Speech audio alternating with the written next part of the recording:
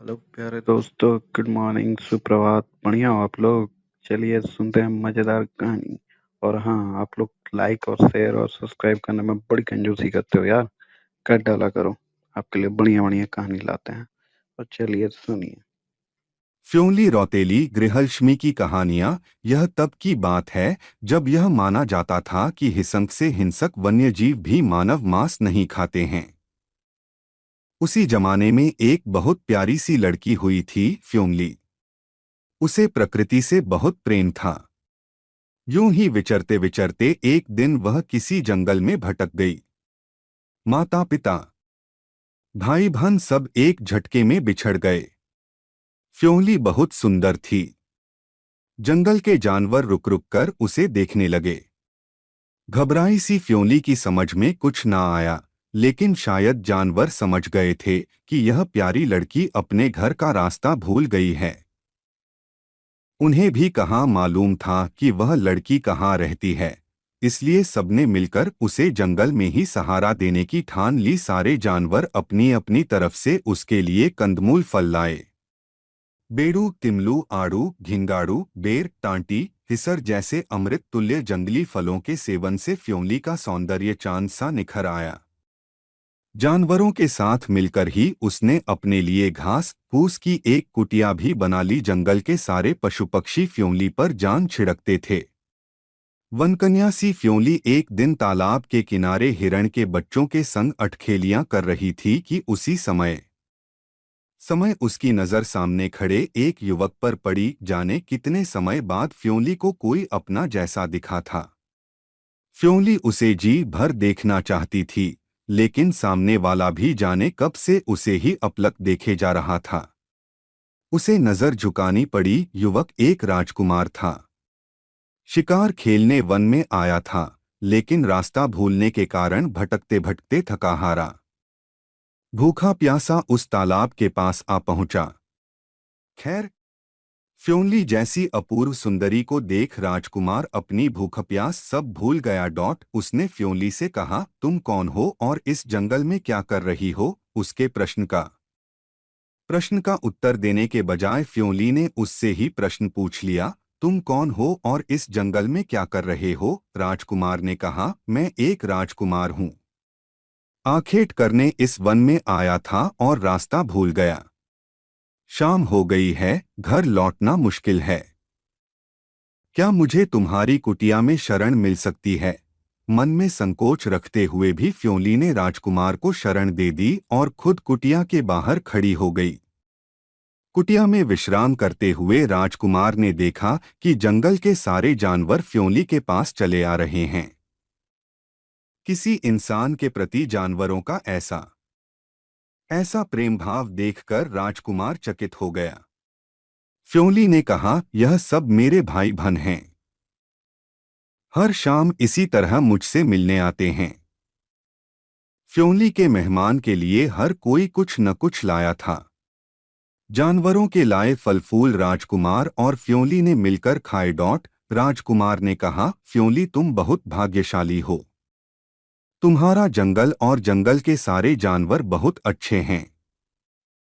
काश मैं भी तुम्हारे साम्राज्य का हिस्सा हो सकता।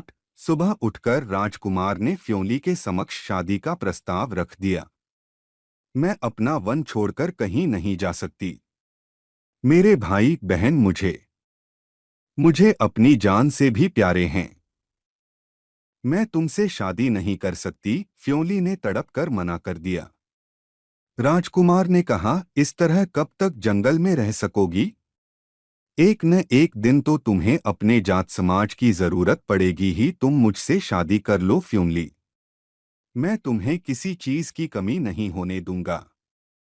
फ्योंली ने भी सोचा शायद राजकुमार ठीक कह रहा है, लेकिन उसने राजकुमार से एक वादा लिया कि वह उसके गृहवन में कभी किसी जानवर का शिकार ना करें। राजकुमार के हाँ कहने पर इस तरह वह विवाह बंधन में बंधने को राजी हो गई।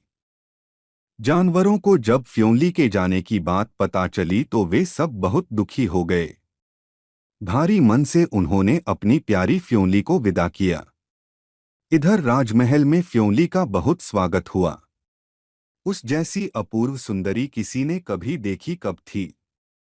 राजकुमार फ्योंली को पाकर बहुत खुश था, लेकिन वनकन्या फ्योंली को रह रहकर जंगल और अपने पशु पक्षियों की याद सताती रहती। उनकी याद में घुलती फ्योंली धीरे धीरे कमजोर पीली पड़ने लगी। एक दिन उसने राजकुमार को बुलाकर कहा, अब मेरा अंत समय आ गया है, तुम मेरी एक इच्छा पूरी कर दोगे? राजकुमार ने कहा, ऐसा ना कहो, तुम जल्दी ठीक हो जाओगी। फ्योंली ने कहा, जब मैं मर जाऊं तो मेरी चिता की राख जंगल में फिंकवा देना। और फ्योंली सचमुच इस दुनिया से बहुत दूर निकल गई। उसकी अंतिम इच्छा के अनुसार राजकुमार ने उसकी चिता की राख जंगल और पहाड़ियों पर जगह जगह बिखेर दी। कहते हैं कि जहां जहां वह राख पड़ी वहां वहां पीले रंग के छोटे छोटे फूल खिल गए। पहाड़ के लोग फ्योंली को खूब पहचानते हैं, लेकिन मैदानी भाग वालों के लिए मधुमती फिल्म यदि रंगीन होती तो मैं बताती कि आजारे परदेसी गीत के आखिर में एक दूसरे को चकित हो देखते वैजयंती माला और दिलीप कुमार के दिल खिल जाने के प्रतीक रूप में जो फूल खिलता हुआ दिखाया गया है, वही फ्योंली है। पीले रंग का यह फूल निस्वार्थ प्रेम का प्रतीक है। प्रकृति से बिछोह ने भले ही फ्योंली की जान ले ली, मगर उसकी राख फूल बनकर फिर अपनों के बीच उगाई। उसकी नन्ही पीली पंखुड़ियों को कुदरत ने जख्म जल्दी भर देने की दवा हो जाने वरदान दे दिया। दर्द जैसे पल में हवा हो जाएं। फ्योंली के फूलों के लेप से पक्षाघात होने पर पहाड़ के जानकार लोग फ्योंली के फूलों की शरण लेते हैं। किसी भी दर्दमंद के प्रति यह गुणकारी औषधीय आचरण ही इस सुगंधरहित फूल के मर्म की असली खुशबू है। राख के ढेर से फ्योंली के ओस धुले सौंदर्य प्रतिमान समान पीला पुष्प खिल जाने जैसी दिल छू जाने वाले किस्सों में जंगल के आगे सजावटी फूलों का कोई बाजार कहीं नहीं ठहरता।